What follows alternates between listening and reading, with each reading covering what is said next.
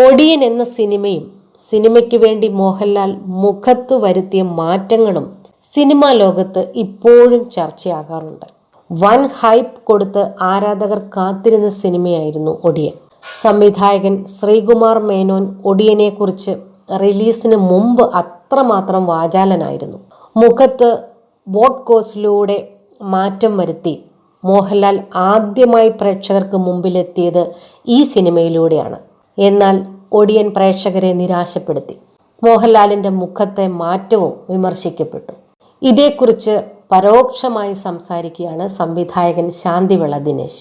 ഒടിയന് ശേഷം കവിൾ മറയ്ക്കാൻ താടി വെച്ച മോഹൻലാലിനെ മാത്രമേ സിനിമകളിൽ കാണാൻ കഴിഞ്ഞിട്ടുള്ളൂ. ഇത് നിരാശാജനകമാണെന്ന് ശാന്തിവിള ദിനേശ് പറയുന്നു.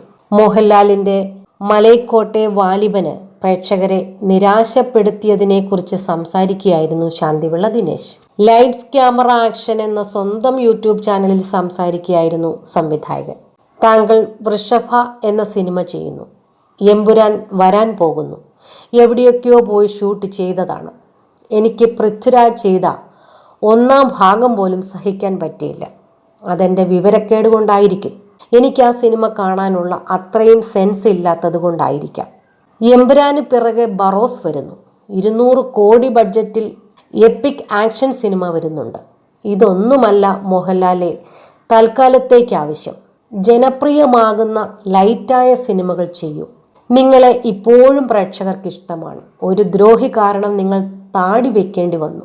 നിങ്ങളല്ല, മലയാളി പ്രേക്ഷകർ ഹതഭാഗ്യരായി പോയത് അതിലാണ്. താടി വെച്ച ഫോട്ടോ കാണുമ്പോൾ നിങ്ങളെ കൊണ്ട് വേണ്ടാത്ത ജോലികൾ ചെയ്യിപ്പിച്ച ആ എംബോക്കിയെ ഞാൻ പ്രാകാറുണ്ട്. അല്ലെങ്കിൽ എത്ര നല്ല വേഷങ്ങൾ ചെയ്യേണ്ടതാണ്. ഒരു ദ്രോഹി നല്ല നടനെ നശിപ്പിച്ചു.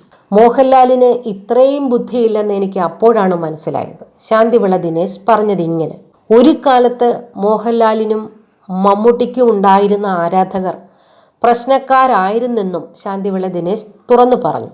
ഭാഗ്യം കിട്ടാതെ പോയ ആയിരക്കണക്കിന് ലോട്ടറി ടിക്കറ്റുകൾ വാങ്ങി ചന്നം പിന്നം ചാക്കിലാക്കി കൊണ്ടുവന്ന് തിയേറ്ററിൽ പടം തുടങ്ങുമ്പോൾ വാരി എറിയുക, ആർപ്പ് വിളിക്കുക, ഫ്ലെക്സിൽ പാലഭിഷേകം നടത്തുക, എതിരാളിയുടെ പടം വന്നാൽ കൂവി തോൽപ്പിക്കുക തുടങ്ങിയ കുഴപ്പങ്ങളുള്ള കാലഘട്ടമായിരുന്നു 80ന്റെ അവസാനം. എവിടെയോ വെച്ച് ഇതല്ല ഫാൻസ് അസോസിയേഷൻ പ്രവൃത്തിയാണെന്ന് അവർക്ക് തന്നെ തോന്നി. പക്ഷേ അത് വീണ്ടും തലപൊക്കുന്നോ എന്ന് സംശയമുണ്ട്.